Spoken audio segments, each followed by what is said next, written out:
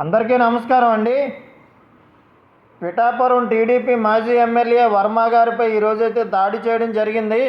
ఎక్కడంటే గొల్లపురోలు మండలంలోకి వెళ్ళారండి, పరామర్శించడానికి వెళ్తున్నారట. పవన్ కళ్యాణ్ గారు గెలిచారు కదా, గెలిచిన సందర్భంగా కష్టపడిన నాయకులందరికీ కృతజ్ఞతలు చెప్దామని చెప్పేసి ఆయన గత 4 రోజుల నుంచి అన్ని మండలాలు తిరుగుతున్నారు.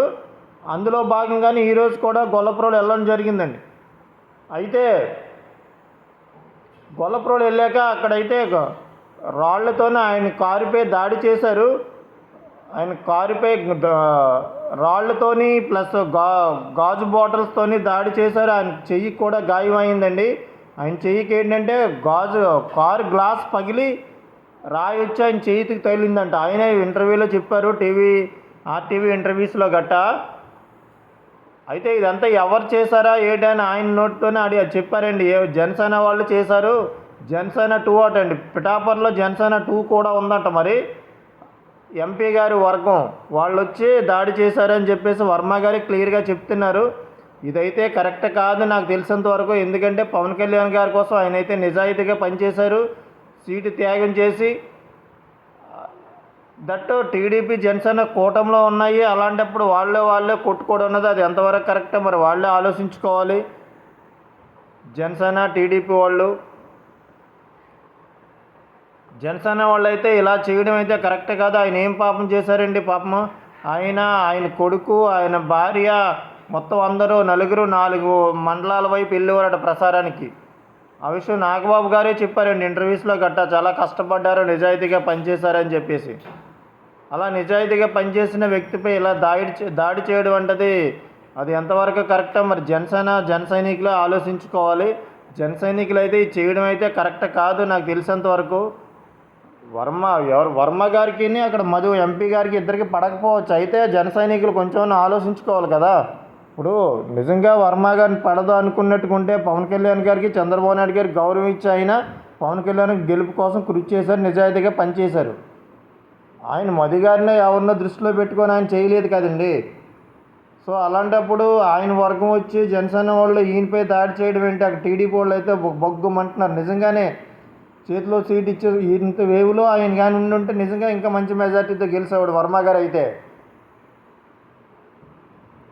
అలాంటిదే ఆయన్నే తిరిగి మళ్ళీ దాడి చేయడానికి వెళ్ళారంటే అది అక్కడ టీడీపీ వాళ్ళు అయితే చాలా కోపంగా ఉన్నారు. ప్రజెంట్ అక్కడే ఉన్నారు. వర్మ గారు అయితే కారు కూడా పట్టుకెళ్ళలేదండి, కారు కూడా అక్కడే వదిలేసి వెళ్ళిపోయారట. కారు కూడా అక్కడే వదిలేసి పోలీసులకు ఇన్ఫామ్ చేసి వెళ్ళిపోయారు. పోలీసులు కూడా ఇంకా 1-2 గంటలు అవుతుంది కానీ ఇంకా ఎవరు కూడా రాలేదంటే కూడా అక్కడికి చుట్టుపక్కల కూడా. కారు అయితే రోడ్డు మీద వదిలేసి వెళ్ళిపోయారు ఆయన. మరి ఏమవుతుందో ఏంటో చూడాలి. ఈ విషయం అయితే పవన్ కళ్యాణ్ గారికి, నాగబాబు గారికి కూడా తెలిసిందంట.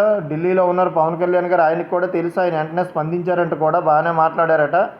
ఈ నాగబాబు గారు అయితే హైదరాబాద్ నుంచి పిఠాపురం వస్తున్నారని చెప్పేసి న్యూస్ వచ్చింది. మరి ఎంతవరకు నిజమో తెలియదు. అయితే వర్మ గారు అయితే ఒక మాట చెప్తున్నారు ఏంటంటే, ఈ విషయం అయితే పవన్ కళ్యాణ్ గారికి సంబంధం లేదండి, ఆయనకేం తెలియదు, ఆయన అయితే చేయించింది కాదు. జనసేన చేయడం అయితే వాస్తవం, కానీ పవన్ కళ్యాణ్ గారికి అయితే తెలీదు, నాగబాబు గారికి కూడా తెలీదు. నేను వాళ్ళ మీద ఎందుకు తప్పుడు ప్రసారం చేయాలి, అలా చేయలేను, ఉన్నది ఉన్నట్టుగా చెప్తాను. వాస్తవంగా ఇదంతా జరిగింది అయితే ఇక్కడ జనసేన 2 అని ఉందండి. ఎవరు ఎంపీ గారి తాలూకా వాళ్ళందరూ వచ్చేసారు. ఇదైతే కన్ఫామ్గా వాళ్ళే చేశారు, వేరే వాళ్ళకి అస్తం అయితే కాదు ఇదంతానని చెప్పేసి ఆయన క్లియర్గా చెప్తున్నారు. మరి విషయం టీడీపీ వాళ్ళు అయితే అక్కడైతే అసలు అంగీకరించట్లేదు, అసలు ఒప్పుకోవట్లేదు. వాళ్ళైతే చాలా కోపంగా ఉన్నారు. వర్మ గారు చెప్పినా సరే వినట్లేదు వాళ్ళైతే. మరి నెక్స్ట్ ఏం జరుగుతుందో రేపు ఏమన్నది తెలుస్తుంది. రేపు అయితే మరి పోలీసులు అయితే వస్తారు నాకు తెలిసి, వాళ్ళు పట్టుకొని వస్తామని చెప్పేసి అన్నారట, ఇంకా రాలేదు. మరి వాళ్ళ కోసం అయితే వెయిట్ చేస్తున్నారు వర్మ గారు. వాళ్ళు వచ్చాక ఎవరు చేయించారా ఏంటి అన్నది నిజాలన్నీ బయటపడతాయి. కానీ ఇలా దాడి చేయడం అన్నది చాలా తప్పండి. ఎందుకంటే ఇద్దరు కూటమిలో ఉన్నారు, జనసేన టీడీపీ. అలాంటిది వాళ్ళే కొట్టుకోవడం అంటే అది ఎంతవరకు కరెక్ట్? ఓడిపోయి ఉన్న వైసీపీ వాళ్ళు వచ్చి దాడి చేశారంటే ఒక సబు. ఎందుకంటే కాపులో ఉన్నారు, ఓడిపోయారు, నీ వల్ల ఎరవా మేము ఓడిపోయామని చెప్పేసి అనుకోవచ్చు.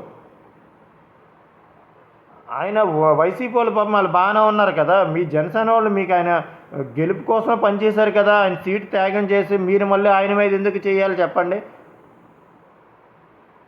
ఆ విషయం నాగబాబు నాగబాబు గారికి కూడా తెలుసు. నాగబాబు గారు కూడా చాలా ఇంటర్వ్యూలో చెప్పారు వర్మ గారు నిజాయితీగా కష్టపడ్డారు అని చెప్పేసి. పవన్ కళ్యాణ్ గారే ఎన్నో మీటింగ్లు చెప్పారు, నా విజయం నీపైనే పెడుతున్నాను, నువ్వే నా విజయాన్ని చూసుకోవాలని చెప్పేసి. అంటే ఆయన కూడా మాట ఇచ్చారు, మీకు విజయానికి వచ్చిన డోకా లేదండి, నేను మీకెందుకు మంచి మెజార్టీతో గెలుస్తారని చెప్పేసి. ఆయన ఏ ఇంటర్వ్యూలో చూసినా రాష్ట్రంలోనే అత్యధిక మెజార్టీతో పవన్ కళ్యాణ్ గారిదే ఉంటుందని చెప్పేసి అనేవారు. జగన్ కంటే ఎక్కువ మెజార్టీ వస్తుందని చెప్పేసి అనేవారు వర్మ గారు. అంత నిజాయితీగా చేశారే కదా కనుక ఆయన అంతలా చెప్పేవారు. అలాంటి వ్యక్తిపైనే మీరు ఇలా దాడి చేయడం అన్నది చాలా తప్పు అని చెప్పేసి అయితే దీన్ని అయితే తీవ్రంగా ఖండించడం జరుగుతుంది. అదైతే కరెక్ట్ కాదు నాకు తెలిసినంత వరకు. జనసేన టీడీపీ వాళ్ళు ఇలాంటి విషయాల్లో కట్టడి చెప్పితే అది చాలా ప్రమాదకరం అండి. ఎందుకంటే అలాంటి వ్యక్తి మీద జనసేన వాళ్ళు ఎలా దాడి చేశారంటే రేపు ఇంకా టీడీపీలో ఉన్న నాయకుల మీద ఎంతమంది మీద దాడి చేయరని నమ్మకం ఏమని చెప్పండి.